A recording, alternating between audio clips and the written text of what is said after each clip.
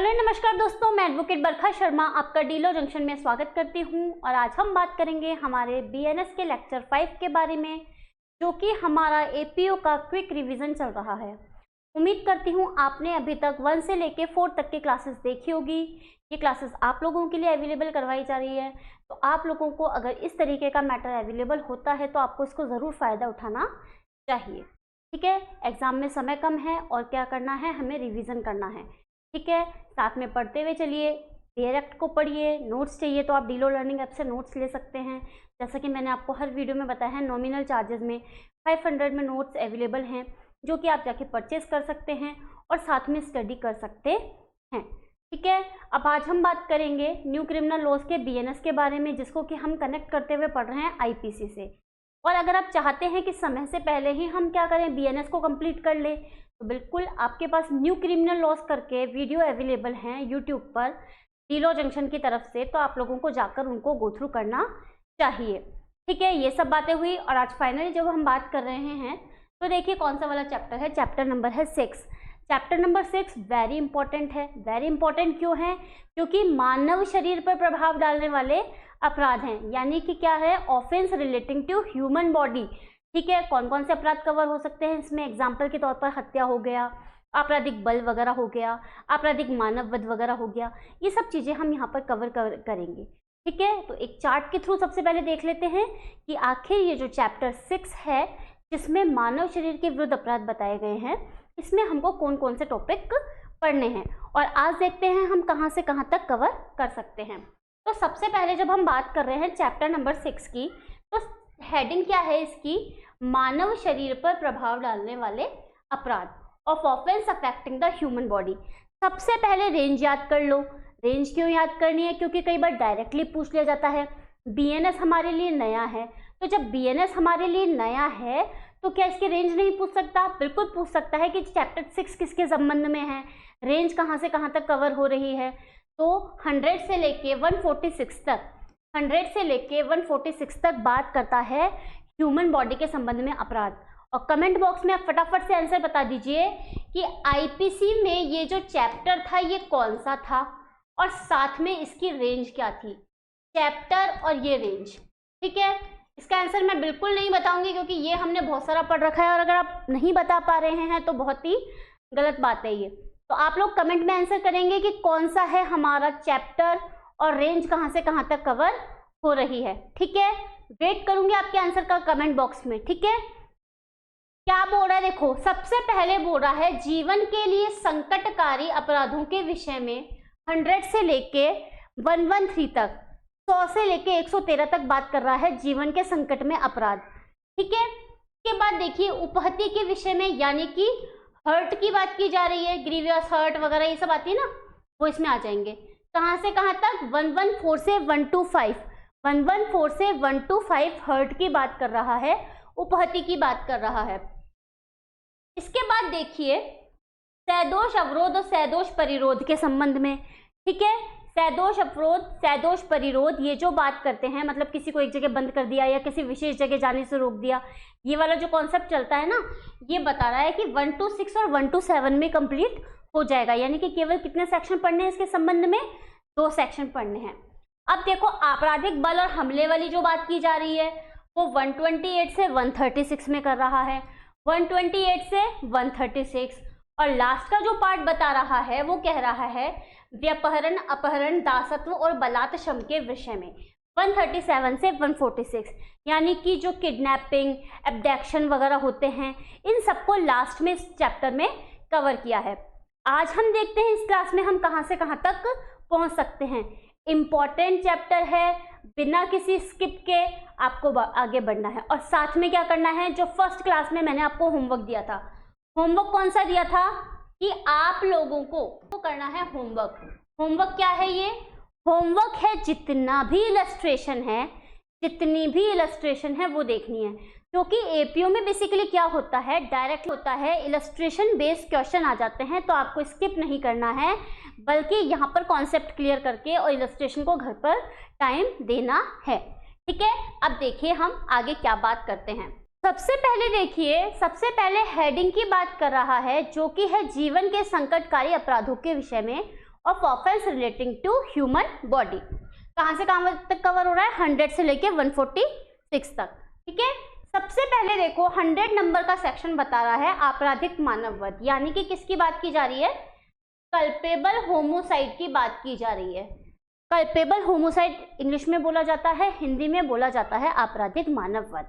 तो क्या बोल रहा है यहाँ पर कि जो कोई भी व्यक्ति बोला गया है, महिला हो, पुरुष हो, बच्चा हो, कोई भी, बच्चा भी कौन सा, 7 वर्ष से कम वाले को तो क्या मिला हुआ है, वो अपवादों में कवर हो रहा है। ठीक है, 7 से 12 वाला भी अपराधों में कवर हो रहा है अगर अपरिपक्व है तो। ठीक है, और यहाँ पर क्या कॉन्सेप्ट चल रहा है कि कोई भी व्यक्ति बोल रहा है। ठीक है, तो आप देखिए क्या बोल रहा है कि जो कोई मृत्यु कारित करने के आशय से, इंटेंशन क्या है उसका, आशय क्या है, मृत्यु कारित करने का, ये रहा आशय और मृत्यु कारित करने का। शारीरिक क्षति कारित करने के आशय से, यानी क्या कह रहा है, बॉडीली इंजर्ड किया जा रहा है। ठीक है, किस इंटेंशन के साथ, आशय के साथ, यानी कि क्षति कारित करने के आशय के साथ ऐसा किया जा रहा है। सबसे पहले क्या कर रहा है, मृत्यु कारित करने के आशय से काम कर रहा है, कोई भी व्यक्ति हो सकता है। सेकंड काम क्या कर रहा है, शारीरिक क्षति से। अगर आपने बेरक निकाल रखा है तो अंडरलाइन कर लो उसके नीचे। ठीक है, और इनसे क्या हो रहा है, जो ऐसी शारीरिक क्षति कारित की है उससे क्या हो रहा है कि भाई मृत्यु कारित हो जाना संभव है। संभव के नीचे अंडरलाइन कर लो। क्या बोल रहा है कि भाई इस तरीके की शायद की गई, संभव है कि ऐसा हो सकता है। ठीक है, होगा ही ये जरूरी नहीं है, संभव है कि हो सकता है। ठीक है, एक तो डायरेक्टली गोली मारी जाए कि भाई निशाना साध के गोली लगाई जा रही है कि भाई मैं इस व्यक्ति को मारना चाहती हूँ।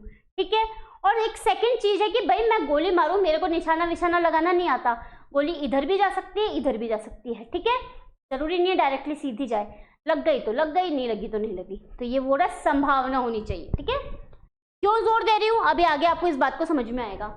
यह ज्ञान रखते हुए कि संभव है कि उस कार्य से मृत्यु कारित कर दे, कि भाई मुझे पता है कि भाई इस कार्य से मैं मृत्यु कारित कर सकता हूँ। एक पत्थर उठाकर फेंकती हूँ, उस पत्थर से उसके दिमाग पे चोट भी लग सकती है, वो बेहोश भी हो सकता है, कोमा में भी जा सकता है, मर भी सकता है। तो ये सब चीजों की संभावना है। बेसिकली जो केवल होमोसाइड होता है, आपराधिक मानववध होता है, उसके अंदर संभावना का बहुत महत्व है। आगे देखिए क्या बोल रहा है, कोई कार्य करके मृत्यु कारित कर देता है तो वो आपराधिक मानववध कहलाता है, कल्पेबल होमोसाइड कहलाता है। एक बार फटाफट से देखिए, जो कोई भी क्या कर रहा है, मृत्यु कारित करने के आशय से, इंटेंशन के साथ कोई काम करता है, कोई शारीरिक क्षति कारित करता है कि जिससे संभावना है कि मृत्यु कारित हो जावे, या ये ज्ञान रखते हुए, यानी कि यहाँ पर क्या है, आशय के साथ साथ ज्ञान भी है किस चीज का, कि भाई ये जो मैंने शारीरिक क्षति कारित की है, शारीरिक क्षति कारित की है, उससे क्या होगा, डेथ हो सकती है। ठीक है, संभावना बता रहा है यहाँ पर, क्या बता रहा है, संभावना। और आईपीसी का कौन सा सेक्शन है, 299। आईपीसी का सेक्शन 299 है, वही सेक्शन है 100 नंबर का बीएनएस में। भूलेंगे आप? बिल्कुल नहीं भूलेंगे। 299, 100, 299 के बाद क्या आता है, 300, लेकिन यहाँ पर क्या आ रहा है, 100 आ रहा है। ठीक है, अब देखो, जो कोई किसी व्यक्ति को जो रोग या अंग शैथिल्य से ग्रस्त है, शारीरिक क्षति कारित करता है और तुरंत मृत्यु कर देता है, तो ये माना जाएगा कि उसने मृत्यु की है। क्या कर रहा है, कोई व्यक्ति है, क्या है वो, किसी रोग या अंग शैथिल्य से ग्रसित है। ठीक है, जैसे आप कई बार देख लेते हैं ना कि भाई ऑक्सीजन मास्क हटा गया, ये देखा होगा ना हमने मूवीज वगैरह में कई बार। तो मूवीज वगैरह अगर कनेक्ट हो सकती है तो हमको करनी चाहिए भाई, उसने मास्क वगैरह जो हटा रहा है वो इसीलिए तो हटा रहा है कि भाई उसकी मृत्यु कारित कर दे। ठीक है, तो ये वो क्या बोल रहा है कि फिर वो मृत्यु ही कारित कर रहा है। शारीरिक क्षति से मृत्यु कारित करना, यद्यपि उचित उपचार और कौशलपूर्ण चिकित्सा से मृत्यु रोकी जा सकती थी। ठीक है, ऐसी शारीरिक क्षति कारित कर रहा है कि फिर बाद में क्या हो सकता है, मृत्यु को रोका जा सकता है। तो वो यहाँ पर कवर करके बता रहा है कि मान लीजिए वो मरता नहीं है, कोमा में चल जाता है, ठीक है, या थोड़े दिन बाद रिकवर होने लगता है, तो वो सब चीजें बोली जा रही है। देखो एक बार आगे देखोगे तो आगे पता चलेगा। माँ के गर्भ में स्थित बालक की मृत्यु कारित करना, ठीक है, जो मदर के पेट में बच्चा है और उसको ही मारना चाहता है, उसके साथ क्या हो रहा है, मानववध नहीं है। ये बोल रहा है कि जो मदर के पेट में अगर बच्चे को मारना चाहता है तो वो मानववध नहीं कहलाएगा। लेकिन क्या बोल रहा है, जब तक बालक का कोई भाग बाहर नहीं आ गया हो, यानी कि मतलब के पेट से बाहर बच्चा आ नहीं गया हो, तब तक नहीं माना जाएगा कि उसने आपराधिक मानव वध किया है, यानी कि किसी ह्यूमन का मर्डर किया है, ये नहीं माना जाएगा। कल्पेबल होमोसाइड किया है, ये नहीं माना जाएगा। ठीक है, गर्भपात वाले जो प्रोविजन पढ़ के आए थे उसमें हमने देखा था कि जो भ्रूण को मारता है उसका क्या रहता है सीन, और यहाँ पर बोल रहा है कि बच्चे का बाहर आना जरूरी है कल्पेबल होमोसाइड या फिर आपराधिक मानव वध, हत्या या मर्डर करने के संबंध में। ठीक है, आई बात समझ में। आगे जब हम मर्डर का कॉन्सेप्ट पढ़ेंगे तब ये चीज़ें और अच्छे से क्लियर होती जाएगी। तो फिर आप देखिए सेक्शन नंबर 101। सेक्शन नंबर 101 क्या, देखिए आपको क्या करना है, इलस्ट्रेशन जरूर पढ़ने हैं, क्योंकि इलस्ट्रेशन से क्वेश्चन आएंगे। हम यहाँ पर इलस्ट्रेशन लेंगे तो लंबी क्लास हो जाएगी, और लंबी क्लास हो जाएगी तो आप लोगों को लगेगा कि ये फास्ट रिवीजन है, कि मैं आपको मेन क्लासेस ही पढ़ाने लग गई हूँ। मेन क्लासेस नहीं कर रहे हैं, हम क्विक रिवीजन कर रहे हैं। ठीक है, तो आप देखिए हत्या की बात कह रही है कि सामान्यतः जो आपराधिक मानव वध होता है ना, वही हत्या होता है। कि कल्पेबल होमोसाइड है ना, उसको जनरली क्या माना जाता है, culpable homicide is equal to murder, ऐसे मान लीजिए कि ये माना जाता है। जनरली ये होता है कि जो आपराधिक मानववध होता है उसमें मृत्यु कारित हो जाती है तो उसको आप हत्या मान लोगे। ठीक है, लेकिन हमको यहाँ पर अपवाद भी देखने को मिलेंगे। पढ़िए, देखिए, हत्या आपराधिक मानववध का बढ़ा हुआ रूप है। यानी क्या बोल रहा है, वहां पर जो संभावना थी ना, यहाँ पर कोई संभावना नहीं होती है। यहाँ तो अगर मर्डर है तो मतलब सीधे ही मर्डर माना जाएगा, कल्पेबल होमोसाइड में कवर नहीं किया जाएगा। डायरेक्टली पिस्टल टानी है, डायरेक्टली सर पे गोली लगा के मार दिया है, तो कल्पेबल होमोसाइड में कैसे लेके चल जाएगा। निशाना पूरा अच्छा था, निशानेबाज से मैंने निशाना लगवाया था, तो वो व्यक्ति डायरेक्टली मर गया है, वहां कोई संभावना नहीं थी कि वो बच जाता। ठीक है, मान लीजिए 10-15 गोली एक साथ मरवा दी तो फिर वो मरेगा ही, कोई बचने के चांसेस रहेंगे उसके, नहीं रहेंगे। तो वो बोले बस। हत्या के आवश्यक तत्व क्या बोल रहा है कि देखिए असेंशियल एलिमेंट कौन कौन से हैं। देखिए ये जो नोट्स है ना, मैं नोट्स के थ्रू आपको पढ़ा रही हूँ, और नोट्स कौन से हैं, मैंने खुद ने अपने हाथों से बैठ के नोट्स बनाए थे, फिर उनको टाइप करवाया है, और वो हमारे ऐप में भी है, अगर आप चाहें तो परचेस कर सकते हैं। कहीं कोई गाइड गुइड के किसी चीज़ के कोई नोट्स वोट्स नहीं है, ये हमारे द्वारा बनाए गए नोट्स हैं। ठीक है, क्या बोल रहा है, देखो मृत्यु कारित करने का उसका क्या होना चाहिए, आशय होना चाहिए। सेम पढ़ के आए थे हम कल्पेबल होमोसाइड में, क्या बोल रहा है, मृत्यु कारित करने का आशय। ठीक है, शारीरिक क्षति करने का आशय। क्षति प्रकृति के मामूली प्रक्रम में ऐसी है कि मृत्यु कारित करने के लिए पर्याप्त है। क्या यहाँ पे आपने संभावना वर्ड को देखा, बिल्कुल नहीं देखा, क्योंकि इसने क्या बोल रहा है, क्षति डायरेक्टली ऐसी है कि उससे मृत्यु हो ही जाएगी, कोई संभावना नहीं है बचने की। ठीक है, कार्य इतना आसन्न संकट है कि मृत्यु कारित कर ही देगा, शारीरिक क्षति कर ही देगा। ठीक है, ये क्या बोल रहा है कि भाई उसने काम ऐसा किया है कि जिससे डायरेक्टली मृत्यु कारित होगी ही होगी, यहाँ पर संभावना नहीं आएगी। इसीलिए कल्पेबल होमोसाइड का बढ़ा हुआ रूप ही क्या माना जाता है, मर्डर माना जाता है।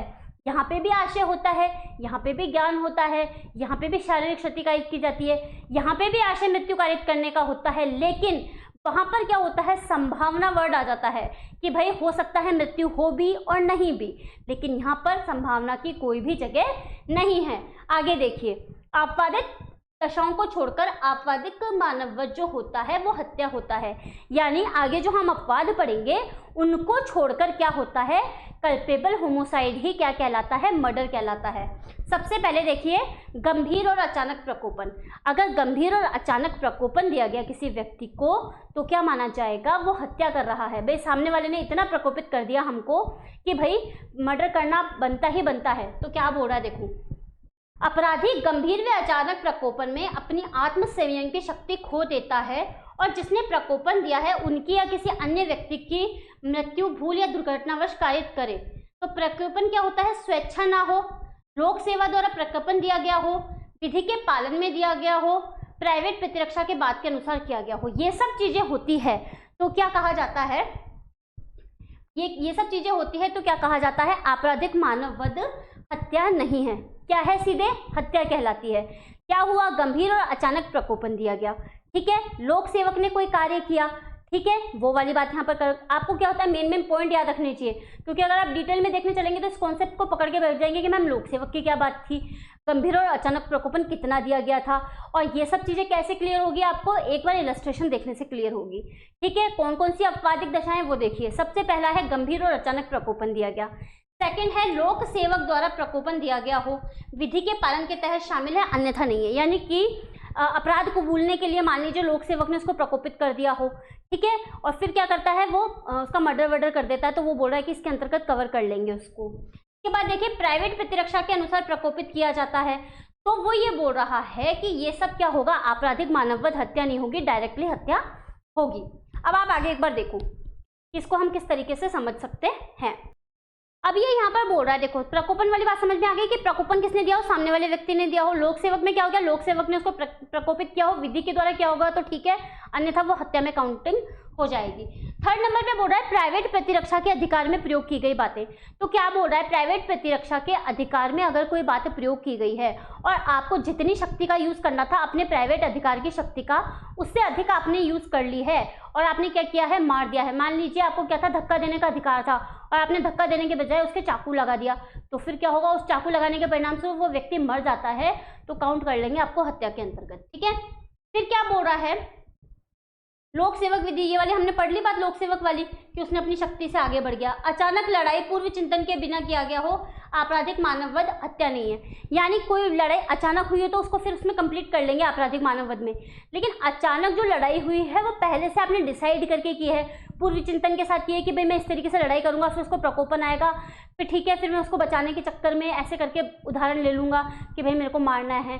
तो ये सब चीजें अगर करता है तो ये इसके अंतर्गत कवर हो जाएगा, जो आपराधिक मानववध नहीं होगा, हत्या हो जाएगा, ठीक है। आपराधिक मानववध हत्या नहीं है यदि वह व्यक्ति जिसकी मृत्यु कायद करनी जाए 18 वर्ष से अधिक आयु का होते हुए अपनी सम्मति से मृत्यु होना सहन करे, मृत्यु के जोखिम उठाए, ठीक है। कोई व्यक्ति अगर अपनी खुद की मृत्यु की जोखिम उठाता है तो ये बोल रहा है उसको आपराधिक मानववध को हत्या नहीं काउंट करेंगे, ठीक है। आपराधिक मानववध हत्या नहीं है यदि जिसकी मृत्यु कायद की जाए 18 वर्ष से अधिक आयु का है और अपनी कंसर्न से क्या कर रहा है, मृत्यु की जोखिम उठा रहा है, ठीक है। आपको ये पॉइंट पता होने चाहिए, लेकिन आपको क्या करना है, हमको देना है एग्जाम प्री का, तो क्या करना है, केवल इन 4 जो 5 पॉइंट है इनको याद रखना है। सबसे पहले की जो कीवर्ड है वो निकाल लो, गंभीर और अचानक प्रकोपन। सेकेंडली जब हम मेंस देखेंगे तब हम देखेंगे इनको डिटेल के अंतर्गत। सेकंड पॉइंट क्या बोल रहा है, देखो कि जो लोक सेवक का पॉइंट उठा लो। थर्ड नंबर पे आपका प्राइवेट प्रतिरक्षा का अधिकार हो गया। फिर आप देख लीजिए अचानक लड़ाई और पूर्व चिंतन की बात आ गई। फिर आप देख लीजिए 18 वर्ष से अधिक आयु का व्यक्ति खुद की कंसर्न से क्या कर रहा है, मृत्यु करना एक्सेप्ट कर रहा है। इस तरीके से इनके जो कीवर्ड है ना, इनके नीचे आप अंडरलाइन कर सकते हो, ठीक है। अब हम क्या देखते हैं कि एक बार ये देख लेते हैं कि इनमें जो आपराधिक मानववध है और उसमें क्या है, बेसिकली अंतर क्या है, ठीक है। बेसिक अंतर क्या है ये देख लीजिए आप, एक बार बेसिक अंतर देख लें। सबसे पहले बोल रहा है आपराधिक मानववध और हत्या में अंतर। क्या बोल रहा है, देखो आपराधिक मानववध सेक्शन है 299 ऑफ आईपीसी और सेक्शन 100 ऑफ बीएनएस, ठीक है। आई बात समझ में, 299 ऑफ आईपीसी और 100 ऑफ बीएनएस, ठीक है। इसके बाद देखिए हत्या क्या बोल रहा है, 300 आईपीसी और 101 बीएनएस में आ रहा है। सबसे पहले आपराधिक मानववध में देखो, आपराधिक मानववध में हत्या शामिल हो सकती है और नहीं भी, ठीक है। आपराधिक मानववध में कल्पेबल होमोसाइड में अपन जो है मृत्यु को इंक्लूड कर भी सकते हैं और नहीं भी कर सकते हत्या को, ठीक है। लेकिन हत्या में आपराधिक मानववध इंक्लूड होता है, ठीक है। जो कल्पेबल होमोसाइड होता है क्योंकि उसके क्या है, कंटेंट सेम है, तो कह रहे हैं आप कल्पेबल होमोसाइड को मर्डर में इंक्लूड कर सकते हो। इसके बाद देखो इसमें क्या होता है, अपराध की मात्रा कम होती है, मर भी सकता है नहीं भी सकती, इसलिए आप इसको इस तरीके से याद करेंगे कि वो व्यक्ति मर भी सकता है नहीं भी मर सकता। और साथ में क्या बोल रहा है, इसमें अपराध की मात्रा अधिक होती है कि वो मरेगा ही मरेगा, गोली चलाई है तो लगी है, सीने पे गोली लगी है, वो व्यक्ति मरेगा ही मरेगा, कोई उचित साधन नहीं है उसकी मृत्यु को रोकने के। थर्ड बोल रहा है मृत्यु की पूरी संभावना नहीं है। यहाँ पे क्या बोल रहा है, मर भी सकता है, कोमा में भी जा सकता है, कोई औषधि काजित हो सकती है, बच भी जा सकता है, लेकिन जो मृत्यु काजित होती है तुरंत मृत्यु की पूर्ण संभावना होगी कि जैसे ही गोली मारी है वो नीचे गिरेगा और मर जाएगा, ठीक है। याद करने के लिए इनको याद रखना कि भाई उसमें डायरेक्ट मृत्यु होगी और वहां पर संभावना होगी, ठीक है। अब महत्वपूर्ण मामला कौन सा है इसमें, आर बनाम गोविंदा का, ठीक है। आर बनाम गोविंदा का केस है। इसमें क्या कहा गया था कि आपराधिक मानववध और मर्डर में जो अंतर बताया गया है वो आर बनाम गोविंदा के केस में बताया गया है, आप लोगों को पता होना चाहिए। मेन मैटर में लेके आई हूँ कि जो कि मोस्टली एग्जाम में पूछे जाते हैं। अगर आपको किसी भी तरीके का डाउट है इस टॉपिक पर तो आप क्या कर सकते हैं, एक बार बैक में जाके फिर देख सकते हैं, ठीक है। अब हम नेक्स्ट टॉपिक पर चलते हैं इसके कि कौन सा टॉपिक है। देखिए 102 क्या बोल रहा है। अब छोटे छोटे सेक्शन से एक बार फटाफट से देखते हैं कि जिस व्यक्ति की मृत्यु कायद करनी थी उससे भिन्न व्यक्ति की मृत्यु कायद कर दी। अब वो क्या बोलता है यहाँ पर कि भाई मुझे तो उसकी मृत्यु कायद नहीं करनी थी। एक जैसे ए मान लीजिए 3 लोग हैं, ए बी और सी, उदाहरण देखिए यहाँ पर कि जिस व्यक्ति की मृत्यु कारित करनी है उससे भिन्न व्यक्ति की मृत्यु कारित करना। तो क्या बोल रहा है देखो कि उसका कार्य 300 आईपीसी या बीएनएस की 102 में आ रहा है तो उसे हत्या के दंड से दंडित किया जाएगा। यहाँ पर ये बोला जा रहा है कि भाई जिस व्यक्ति की मृत्यु कारित करनी थी, ए नाम का व्यक्ति है, बी नाम की मृत्यु कारित करता है, लेकिन वो बी को क्या समझता है, सी समझ के, ठीक है, बी की मृत्यु कारित करना चाहता है, लेकिन ये क्या करता है, सी की मृत्यु कारित करता है। इसको मृत्यु कारित करनी थी इसकी, लेकिन ये सी की मृत्यु कारित कर देता है। तो ये बोल रहा है भाई काम तो उसने सेम ही किया है मृत्यु कारित करने का, तो ऐसे थोड़ी ना होगा कि भाई मैं तो सी की मृत्यु कारित करी है, मुझे दंडित मत करो। तो क्या होगा, सीधे वो अगर बी को सी समझ के, मतलब सी को बी समझ के अगर मृत्यु कारित कर रहा है तो उसको पनिशमेंट मिलेगा, हत्या का दिया जाएगा पनिशमेंट। ठीक है, अब 103 क्या बोल रहा है, हत्या के लिए दंड, यानी पनिशमेंट की किसकी बात कर रहा है, मर्डर के पनिशमेंट की। 103 में क्या बात कर रहा है, पनिशमेंट है किसका, मर्डर का। याद होने चाहिए, जिस सेक्शन को जोर दे रही है उस पर इंपोर्टेंट मार्क कर लो और याद करने की कोशिश करो साथ के साथ। क्या बोल रहा है कि वही सेक्शन है जो 302 है हमारे आईपीसी का। तो जो कोई हत्या करेगा वो मृत्यु यानी कि डेथ प्लस एलआई और प्लस जुर्माना यानी कि फाइन से पनिशमेंट मिलेगा उसको। ठीक है, और सेकंड पॉइंट बोल रहा है 5 या अधिक व्यक्तियों का समूह मिलकर, यानी क्या कह रहा है, ज्वाइंटली मर्डर किया जा रहा है किसी का। मूलवंश, जाति, समुदाय, लिंग, जन्मस्थान, भाषा या व्यक्तिगत विश्वास या किसी अन्य समरूप आधार पर हत्या कारित करता है। देख लीजिए ये न्यू पॉइंट है, तो इसके आगे लिख लो न्यू पॉइंट, क्योंकि ऐसा कॉन्सेप्ट हमने कभी आईपीसी में पढ़ा था, बिल्कुल नहीं पढ़ा था। कहीं धर्म, मूलवंश, जाति, लिंग की बात नहीं कही गई थी। ये सारी बातें तो कहाँ की जाती है, कॉन्स्टिट्यूशन में की जाती है। तो यहाँ पर देखो क्या बोल रहा है, ऐसे समूह का हर सदस्य मृत्यु यानी कि डेथ प्लस आजीवन कारावास यानी कि एलआई से और प्लस फाइन से क्या किया जाएगा, उसको पनिशमेंट दिया जाएगा। आई बात समझ में। क्या बोल रहा है, 101 में जो हत्या को डिफाइन किया गया है उसका पनिशमेंट दे रखा है 103 में, और 103 में क्या पनिशमेंट दे रखा है, डेथ है, एलआई है और फाइन है। 5 या अधिक व्यक्ति ज्वाइंटली क्राइम करते हैं, ज्वाइंटली क्राइम मतलब ज्वाइंटली मर्डर करते हैं किसी व्यक्ति का, और फिर क्या करते हैं, धर्म, मूलवंश, जाति को भी इंक्लूड कर लेते हैं साथ में। तो उसमें से हर सदस्य को ऐसे माना जाएगा कि उन्होंने क्या किया है, पर्सनली ऐसा काम किया है, उनको भी डेथ से और एलआई से और फाइन से दंडित किया जाएगा। आई बात समझ में। अब आगे बढ़िए, क्या बोल रहा है 104, आजीवन सिद्ध दोष द्वारा हत्या के लिए दंड। भाई कोई क्या है, ऑलरेडी ही क्या है, आजीवन सिद्ध दोष यानी कि एलआई को भुगत रहा है, एलआई को भुगतते भुगतते क्या कर रहा है, जेल में किसी का मर्डर कर देता है। तो ये बोल रहा है कि मृत्यु यानी कि डेथ प्लस एलआई, यानी कि मान लीजिए पहले उसको अच्छा आचरण देके हो सकता है टाइम पे छोड़ देते कर देते, लेकिन उसका क्या हो गया, बुरा आचरण हो गया, तो जितना भी जीवन है भैया अब तो जेल में बिता ले। ठीक है, अब बोल रहा है कि शेष प्राकृतिक जीवन के लिए पनिशमेंट दिया जाएगा, यानी डेथ प्लस एलआई जो कि होगा पूरा जीवन यानी कि होल लाइफ। आई बात समझ में। नेक्स्ट पॉइंट पर आइए, 105 बोल रहा है हत्या की कोटि में ना आने वाले आपराधिक मानव वध के लिए दंड, यानी कि किसके पनिशमेंट की बात की जा रही है, कल्पेबल होमोसाइड, जिसका कि डेफिनेशन वाला सेक्शन कौन सा था, 100, और इसके आईपीसी के सेक्शन कौन से थे, आईपीसी तो बोल रहा था हमारा कौन सा सेक्शन है, 299 ऑफ आईपीसी कह रहा है कल्पेबल होमोसाइड के बारे में। और इसका पनिशमेंट फटाफट से जल्दी क्या करेंगे, आईपीसी का जो पनिशमेंट है कल्पेबल होमोसाइड का आप कमेंट बॉक्स में छोड़ेंगे। आई बात समझ में, तो आ जाओ आगे फटाफट। ठीक है, कल्पेबल होमोसाइड का जो पनिशमेंट है ना वो आप फटाफट से मुझे मैसेज करेंगे। देखिए मैं पढ़ा के चल जाती हूँ यहाँ से, कमेंट बॉक्स बिल्कुल खाली रहता है, कुछ 1-2 लोग मैसेज कर रहे हैं, तो ऐसे थोड़ी ना काम चलेगा कि मैं आपके लिए पूरी मेहनत कर करके लेके आऊँगी और आप बिल्कुल भी प्रयास नहीं करेंगे, ऐसे काम नहीं चल पाएगा। आपको क्या करना है, मेहनत करनी है, और जो भी आंसर आपको आता है आप उसमें लिखिए, जो आप कमेंट देंगे उससे मुझे अप्रिसिएशन मिलेगा कि भाई आप पढ़ा रही हैं मैम, तो हमको भी समझ में आ रहा है। ठीक है, अब आगे आओ, देखो फटाफट करते हैं।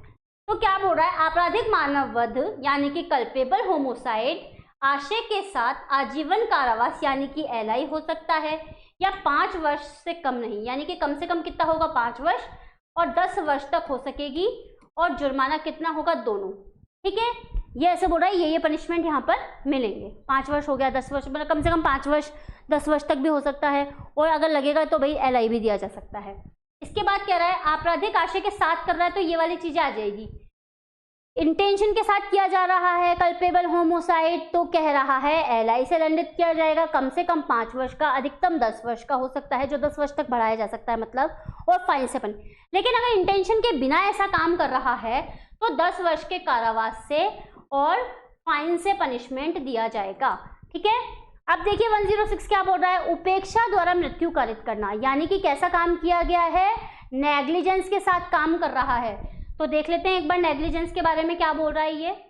106 बोल रहा है उपेक्षा के द्वारा मृत्यु कारित करना, यानी कि नेग्लिजेंस के द्वारा मृत्यु कारित करना। ठीक है, तो आईपीसी की थी हमारे धारा 304 कैद। ठीक है, जो कोई उतावलेपन या उपेक्षापूर्ण किसी ऐसी रीति से कार्य करेगा, किसी व्यक्ति की मृत्यु कारित करेगा जो आपराधिक मानववध के कोटि में नहीं आता है, यानी कि कोई क्या कर रहा है, नेग्लिजेंसली में किसी की मृत्यु कारित कर रहा है जो कि कल्पेबल होमोसाइड नहीं है, तो क्या किया जाएगा, अगर ऐसा कोई जान के यानी कि ज्ञान के साथ ऐसा कर रहा है, उतावलेपन या उपेक्षा से किसी व्यक्ति की मृत्यु कारित करेगा जो कल्पेबल होमोसाइड के कोटि में नहीं आता, और घटना के तुरंत बाद पुलिस अधिकारी या मजिस्ट्रेट को रिपोर्ट किए बिना निकलकर भागेगा, तो 10 वर्ष तक का कारावास और जुर्माने से दंडित किया जाएगा। क्या बोल रहा है, देखो छोटे छोटे रूप में समझो। 106 है वही सेक्शन है जो 304A है हमारे आईपीसी का। तो बोल रहा है कि जो कोई उपेक्षा या उतावलेपन से ऐसा काम करता है जो कि आपराधिक मानववध की कोटि में नहीं आता, और फिर क्या करता है, किसी की मृत्यु कारित कर देता है, और फिर क्या करता है, इसके बाद ही निकलकर भाग जाता है। क्या निकलकर भागा, मान लीजिए उपेक्षा या नेग्लिजेंस से उसने क्या करा, एक्सीडेंट वगैरह कर दिया और वो व्यक्ति मर गया वहीं पे, उसको छोड़ के निकल जाता है, ध्यान ही नहीं देता कि भाई वो व्यक्ति मरमुरा गया है, और क्या करता है, ना तो उसकी पुलिस को रिपोर्ट करता है, ना कोई मजिस्ट्रेट को रिपोर्ट करता है, और भाग जाता है, तो 10 वर्ष तक का कारावास और जुर्माने से उसको दंडित किया जाएगा। अब बोल रहा है 107, बालक या विकृचित व्यक्ति की आत्महत्या का दुष्प्रेरण। दुष्प्रेरण क्या होता है, उकसाना हो गया, सहायता करना। पढ़ के आए थे हम लोग पहले, आप लोगों ने अगर नहीं पढ़ा है तो न्यू क्रिमिनल लॉस के वीडियो अवेलेबल हैं हमारे यूट्यूब पर। आपको अगर कोई कॉन्सेप्ट समझ में नहीं आ रहा है तो आप वहां पर जाकर डिटेल में देख सकते हैं। ठीक है, अगर आपको लगे ना कि भाई यहाँ पर थोड़ा फास्ट हो गया है तो वो वाले वीडियो देख सकते हैं, वहाँ पर बिल्कुल डिस्क्राइब किया गया है अच्छे से एक एक पॉइंट को। ठीक है, ये तो हमारा फास्ट रिवीजन है, तो जिस हिसाब से हमको लगेगा हम उस हिसाब से इसको आगे बढ़ाएंगे, क्योंकि हमको क्या करना है, फटाफट से पूरा सिलेबस कवर करना है। तो क्या बोल रहा है, कोई अगर बालक या विकृचित व्यक्ति की आत्महत्या का दुष्प्रेरण करेगा, अबैटमेंट करेगा, तो उसको मृत्यु यानी कि डेथ, या फिर एलआई, या फिर 10 वर्ष तक के कारावास से 10 वर्ष तक के कारावास से दंडित किया जाएगा, और प्लस क्या किया जाएगा, फाइन भी दे दिया जाएगा। आई बात समझ में। इसके बाद देखिए 108 क्या बोल रहा है, आत्महत्या का दुष्प्रेरण, तो 10 वर्ष तक का कारावास और जुर्माना। मतलब किसी व्यक्ति को आत्महत्या के लिए उकसाया जाता है तो फिर क्या करेंगे, पनिशमेंट देंगे। ठीक है, किस संबंध में, आत्महत्या के दुष्प्रेरण करने के लिए 10 वर्ष तक का कारावास और जुर्माना। 108 के बाद आ जाते हैं हम 109 पर, जो बात कर रहा है हत्या करने के प्रयत्न की। हत्या करने का प्रयत्न वो है जो कि 307 है हमारे आईपीसी का। तो क्या बोल रहा है कि जो कोई इस आशय ज्ञान के साथ ऐसी कार्य करता है कि जिससे कि उसका परिणाम मृत्यु होगा, यानी किसी की हत्या करने का प्रयत्न करता है, तो 10 वर्ष तक के कारावास और जुर्माने से दंडित किया जाएगा। लेकिन क्या होता है, उसके इस काम से मृत्यु तो कारित नहीं होती, लेकिन कोई हर्ट कारित हो जाता है, उपहति कारित हो जाती है, तो 10 वर्ष तक का कारावास और एलआई से उसको पनिशमेंट दिया जाएगा। एलआई यानी कि आजीवन कारावास से उसको पनिश किया जाएगा। और अगर कोई व्यक्ति एलआई भुगतते हुए यानी आजीवन कारावास भुगतते हुए ऐसा काम करता है तो क्या होगा, उसको डेथ या एलआई से पनिशमेंट दिया जाएगा। ठीक है, अब आ जाइए सेक्शन नंबर 110 पे, जो बोलता है आपराधिक मानववध करने का प्रयत्न, यानी कि कल्पेबल होमोसाइड का कोई प्रयत्न करता है तो क्या होगा। ऐसे कार्य को अगर आशय या ज्ञान के साथ, यानी कि क्या हो रहा है, इंटेंशनल और नॉलेज के साथ अगर करता है, ऐसी परिस्थितियों में करता है कि उसके परिणाम स्वरूप क्या हो जाएगा, आपराधिक मानववध या कल्पेबल होमोसाइड हो जाएगा, तो क्या होगा, 3 वर्ष तक का कारावास और जुर्माने से दोनों से पनिशमेंट दिया जाएगा। और उसके परिणाम स्वरूप अगर कोई उपहति कारित हो जाती है, हर्ट कारित हो जाती है, तो 7 वर्ष तक का कारावास और जुर्माने से उसको दंड दिया जाएगा, पनिशमेंट दिया जाएगा। आई बात समझ में। नेक्स्ट पॉइंट की तरफ आ जाइए फटाफट से। देखिए आज हमने जो कॉन्सेप्ट पढ़ा है ये बहुत ही अच्छा कॉन्सेप्ट है, इसको थोड़ा सा ट्रिकी है समझने के लिए। जब तक आप इसके इलस्ट्रेशन नहीं देखेंगे आप आगे नहीं बढ़ पाएंगे। और मैं भी नहीं चाहती कि इसके अपन आगे बढ़े, क्योंकि आपराधिक मानववाद, हत्या, आत्महत्या, इनके संबंध में जो कॉन्सेप्ट है इसको अच्छे से समझना जरूरी है। तो आज की क्लास के बाद आपको क्या करना है, इसके इलस्ट्रेशन को एक बार देखना है, क्योंकि अपन आगे तभी बढ़ पाएंगे अगर आपको ये कॉन्सेप्ट क्लियर ही नहीं होगा तो फिर कोई मतलब नहीं निकलेगा। तो आपको क्या करना है, अगली क्लास से पहले इसके सारे इलस्ट्रेशन पढ़ के आने हैं। और अगर आप इलस्ट्रेशन पढ़ लें तो आप क्या कर सकते हैं, कमेंट बॉक्स में मैसेज कर सकते हैं कि यस मैम डन कर दिया हम लोगों ने। तो मुझे भी अच्छा लगेगा कि भाई मैं इनके लिए प्रयास कर रही हूँ और ये मेरी तरफ से प्रयास कर रहे हैं। और आपको एक काम और करना है, लाइक शेयर सब्सक्राइब करना है डीलो जंक्शन को। और साथ में क्या करना है, अगर एपीओ के नोट्स चाहिए तो डीलो लर्निंग ऐप से आप डाउनलोड कर सकते हैं। और साथ में पोक्सो वगैरह के, प्रोबेशन वगैरह के भाई क्लास स्टार्ट करेंगे जब करेंगे, लेकिन अगर मैटर अवेलेबल है तो क्यों नहीं हमको फ़ायदा उठाना है। तो क्या कर सकते हैं, साथ साथ उनको भी उठा लो, पोक्सो को उठा लो, प्रोबेशन को उठा लो, और साथ में जो और मैटर अवेलेबल है उसको देख सकते हो आप। न्यू क्रिमिनल लॉज को देख लो, आईपीसी के कुछ वीडियो अवेलेबल है उनको देख लो, रिवाइज हो जाएगा। सीआरपीसी के कुछ वीडियो अवेलेबल है उनको देख लो, रिवाइज हो जाएगा। तो जो अगर फ़ायदा उठ रहा है तो हमको क्यों नहीं उठाना चाहिए, बिल्कुल उसका फ़ायदा उठाना चाहिए। तो आज ही क्या करेंगे, आप जाके सारे इलस्ट्रेशंस को देखेंगे, ठीक है। ये आपका एचडब्ल्यू है, और मैं देखिए या तो पहले वाले लेक्चर पे आपको इलस्ट्रेशन पे जोड़ दिया था या आज वाले लेक्चर पे, क्योंकि इनके इलस्ट्रेशन को हम स्किप करके नहीं जा सकते हैं, डायरेक्टली इलस्ट्रेशन बेस्ड क्वेश्चन पूछे जा सकते हैं। तो आपको इलस्ट्रेशन को बिल्कुल भी स्किप नहीं करना है। और साथ में क्या करना है, हमारे चैनल को लाइक शेयर सब्सक्राइब करना है और अपने दोस्तों के साथ इसको जोड़िए। जिन व्यक्तियों ने अभी तक पढ़ाई नहीं शुरू की है उनको बिल्कुल ये वीडियो भेज दीजिए कि भाई मैम पढ़ा रहे हैं, आप अपना रिवीजन कर सकते हो, ठीक है। तो मिलते हैं हमारी नेक्स्ट क्लास में, जिसमें हम आगे के प्रोविजंस को देखेंगे कि कहाँ से कहाँ तक हम करा सकते हैं, क्योंकि अभी हमारे पास समय है। अगर हम इन कॉन्सेप्ट को अच्छे से पढ़ के चलेंगे तो काम चल जाएगा, क्योंकि माइनर में जो प्री का कोर्स है ना वो इतना ज़्यादा नहीं है, लेकिन ये क्या है, इन कॉन्सेप्ट को हम स्किप करके नहीं चल सकते। इनको साथ साथ कॉन्सेप्ट, इलस्ट्रेशन को देखते हुए चलेंगे, एमसीक्यू वगैरह निकालेंगे तो हमारे से पेपर भी आराम से निकल जाएगा, ठीक है। तो मिलते हैं एक नए लेक्चर के साथ। Thank you so much.